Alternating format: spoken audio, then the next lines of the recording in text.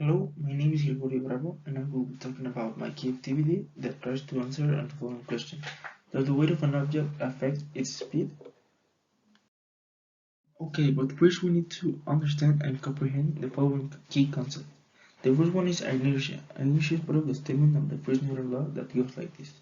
An object at rest stays at rest, and an object in motion stays in motion with the same speed and in the same direction, unless acted upon by an unbalanced force. Essentially, this means that an object will stay in its position if nothing interferes with it. A good example of this is when you are in a car and suddenly the car stops. The seatbelt is going to make you stay in your seat, but the original movement you were having with the car tries to get you forward. The other concept is momentum. Momentum is a measurement that lets you know how easy it would be to stop an object that is currently moving. For example, the momentum of an elephant running at 20 kilometers per hour is bigger than the one from a dog moving at the exact same speed. This is represented by the following statement and equation. Momentum is equal to the mass times the velocity of the object. Okay, so for this particular experiment, I had three variables, one independent, one dependent, and one controlled.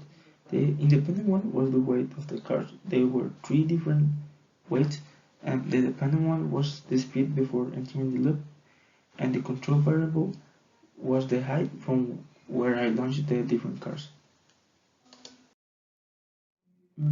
For accomplishing this, I had to assemble a little track with some pieces of other toy tracks that I had, and then when I had this little track going, I assembled it and proceeded to weigh the three cars. I did this with a weighing machine, and then when I had everything ready, I used an app that I had already installed in my cell phone to help me measure the speed before entering the loop, and then I launched every car 3 times so I could get the least amount of errors possible. After that, this is what we are left with. We have three tables, each one of them for the three attempts that I did with every one of the cars. And then I put a table that summarizes the mean of all of this data so I could be more precise. Okay, so here we have our final graph, which I ended up with after putting all of the data I already mentioned in Excel. Here we have our weight of the car, our speed. Those are our dependent and independent variable.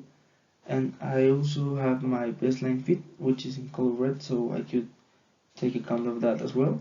And we also have the uncertainties that in this case were 0.05. I don't know if you can really appreciate them because they are small, but they are there because we have to consider that to make our experiment the best way we could.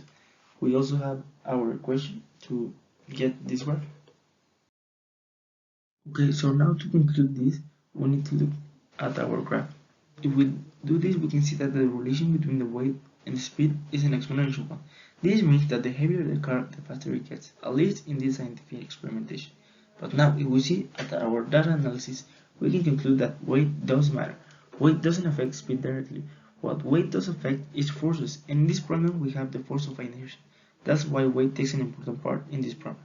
With an augment of the force of inertia, we also get an augment in momentum, which ends up augmenting the speed. It could seem like an obvious thing, but now I actually know the concept and information to support the ideas I previously had. So I think all of this was really successful. Okay, and just to summarize everything up, we have to remember that weight does affect speed, but only if you're taking account into the time, because there is no law that says that an object of 100 kilograms or an object of 10 kilograms cannot achieve the same velocity. But what does change is how much time does it take for these objects to actually reach the speed. So we need to remember that, and I also think that all of the procedures I did with this project were successful, but we can always improve. So maybe at the other time I would use another instruments for better measurements. And yeah, there's always room for improvement, but I think everything I did was pretty good. Thanks for seeing the presentation, and goodbye.